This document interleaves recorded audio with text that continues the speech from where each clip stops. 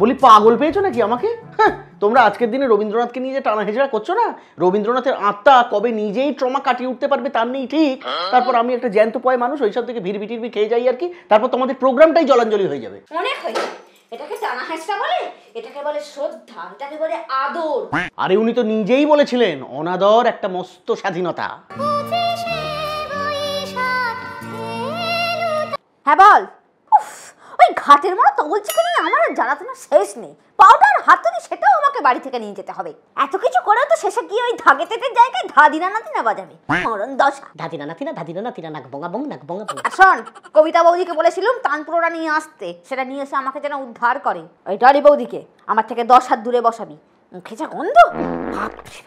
ঠিক আছে রাখ, আমি রেডি হচ্ছি এখন। ভাগ্যিস আমি যাচ্ছি না। আচ্ছা, তোমাদের ওই গন্ধগোকুল ডলিকে দলে নেওয়ার কি খুব দরকার? হ্যাঁ দরকার, কারণ সব থেকে বেশি চাঁদা ওই দেয়। ও বুঝেছি, চাঁদা বেশি দেয়। হ্যাঁ, ওই যে ওর বর ব্যাংকে চাকরি করে। আচ্ছা, তোমরা পয়সা বেশি দেয় বলে একজনের মুখের গন্ধ সহ্য করো?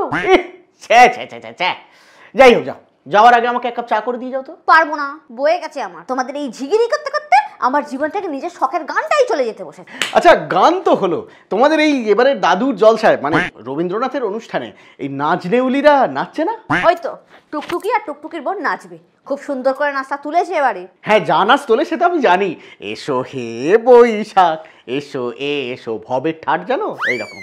আর নইলে ফুলে ফুলে ঢোলে, এদিকে গামছা নেংড়ানো এদিকে গামছা নেংড়ানো, এই তো নাচ। চুপ করবে। আর কবিতা হচ্ছে না এবারে, সেই পাড়া কাঁপানো কবিতা। হ্যাঁ, আবৃত্তি করছে তো, সমাজ ছেলেটা করবে। ওটাকে আবৃত্তি বলে না সোনা, ওটাকে বলে আবৃত্তি। বলো বলো, পারবে? আবৃত্তি। ওই হলো। সমাজ ছেলে কবিতা বলবে? ও মাগো, তো কথা বলতে পারে কি তোতলা।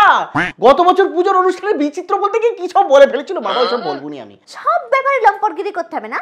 আর তুমি নিজে যখন যাচ্ছই না, তোমার সব বিষয়ে খোঁজ নেওয়ার দরকারটা কি? আরে শুনি না, বলো না, নাগার মজা পাইছি। ওই শশধরদা আবৃত্তি কবিতা বলছে। সেই শশধর যুগ যুগ ধরে কেবল একটাই কবিতা বলে গেল।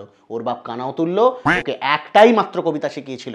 উত্থান্ত সেই আদিম যুগের স্রষ্টা যখন নিজের প্রতি অসন্তোষে তার নতুন সৃষ্টিকে বারবার করছিলেন বিধ্বস্ত।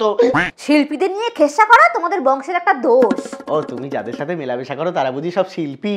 আমি তো মনে করি তার সব ঝুলপি। তোমার ঝুলপিটা লাগছে লাগছে লাগছে।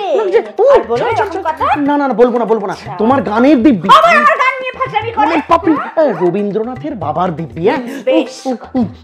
তোমার পূজা চলে তোমায় ভুলে